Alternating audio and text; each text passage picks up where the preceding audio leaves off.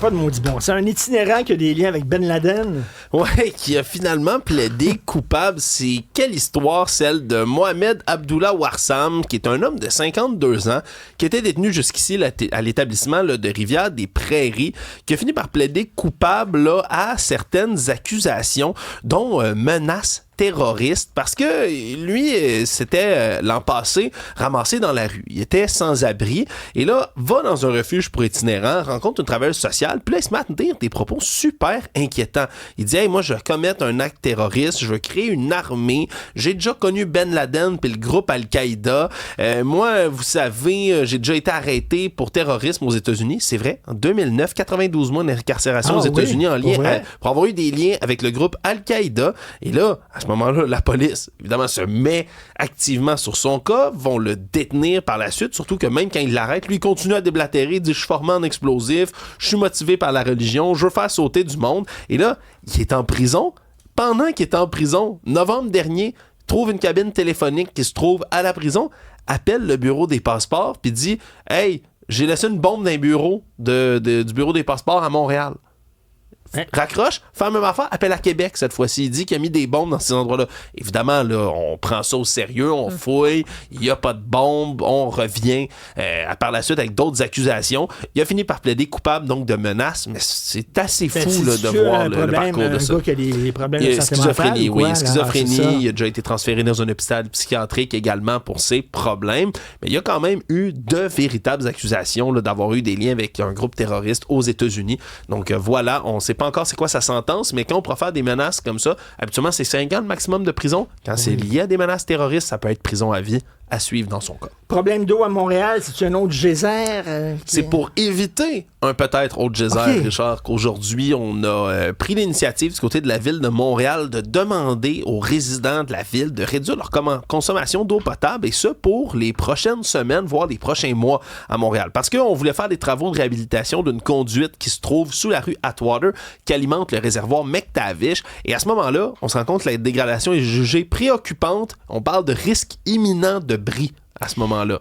Donc là, dans les dernières années, on n'a pas vu, mettons, qu'elle était pas mal dégradée? Ben, tu sais, c'est rare quand même que tu vas aller regarder canalisation, tu sais, puis chaque centimètre, mettons, d'un tuyau, d'une grosse conduite sous des rues, là. On se comprend que c'est quand même sous nos pieds, donc c'est pas tous les jours qu'il y a des gens qui vont aller inspecter ça, là. C'est souvent quand on va faire des travaux, justement, de maintenance, qu'on va s'en rendre compte. Mais ouais, là, on vous fait, OK, risque imminent, et pour faire cette réparation-là, il va falloir limiter l'approvisionnement en eau un peu partout, tu sais, il faut couper comme ce segment-là, on se comprend, donc il faut pas que l'eau circule. Et on demande aux gens là, de limiter, on parle quand même là, de diminuer à peu près de 7% la consommation d'eau totale dans la ville, 100 millions de litres d'eau par jour. On dit on a besoin de la collaboration de tout le monde. Ça se peut même qu'on limite certaines activités. Tu sais, les...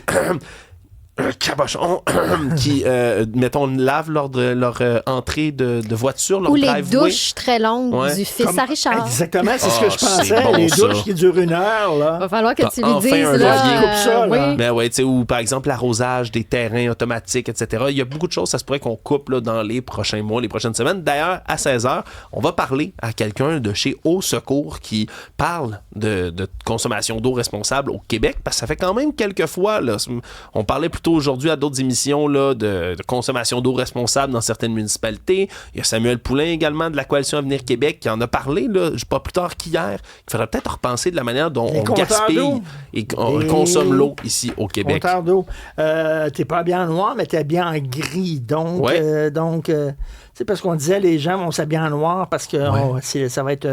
on enterre le Canadien ce soir. Non, il y a pareil, là. T'es habillé en gris, toi, OK, là. on va arrêter ça tout de suite, Richard. Non, là, non, je comprends que c'est à soir qu'on met le vieux char dans le garage. OK, si ça arrive, c'est tout sauf un vieux char qu'on va mettre au garage. C'est une Ferrari qui a eu une crevaison avant le fil d'arrivée. Tu sais comment appuyer sur le bon bouton pour allumer, Alexandre. Ben on a une belle, bonne, jeune équipe. Le meilleur est à venir. Si c'est bel et bien la dernière partie du Canadien de Montréal ce soir, savourons-la tous ensemble. Sinon, ça se pourrait qu'on nous offre un petit extra plaisir, puis on verra après ça prochaine partie. C'est quand la dernière fois qu'ils sont allés si loin? Qui sont allés si loin, la dernière fois, c'était en 2021. quand c'était on s'était rendu en finale de la Coupe Stanley, je te rappelle, c'est avec Carey Price, ses derniers 1000 avaient été faits jusque-là. On avait été défait par le Lightning de Tampa Bay en finale de la Coupe Stanley.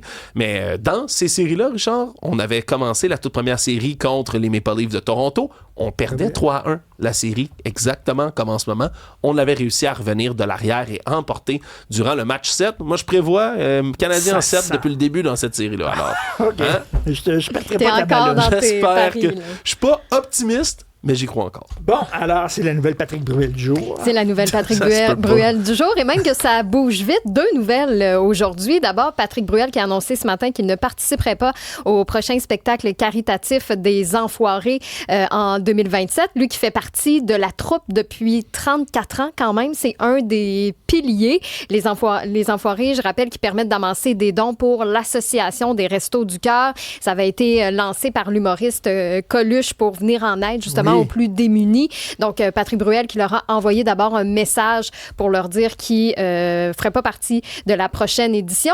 Mais on a appris aussi cet après-midi qu'il annule sa tournée des festivals cet été. Il ne ferait pas partie des Enfoirés. Pourtant. Bon, le jeu de mots est valable, je pense, dans ce cas-ci. Donc, sa tournée des festivals de l'été qui comptait quand même une quinzaine de concerts.